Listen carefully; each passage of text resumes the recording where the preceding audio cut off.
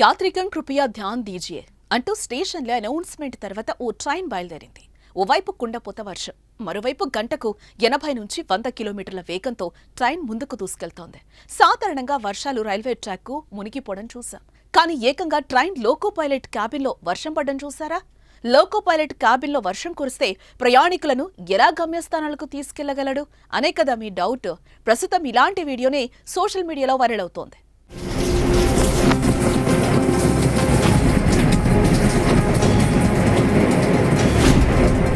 చూశారు కదా, ఓ చేత్తో గొడుగు, మరో చేత్తో ట్రైన్ నడిపిస్తున్నారు ఓ లోకో పైలట్. లోకో పైలట్ తడవకుండా గొడుగు అడ్డం పెట్టుకుని ట్రైన్ నడిపిస్తున్నాడు.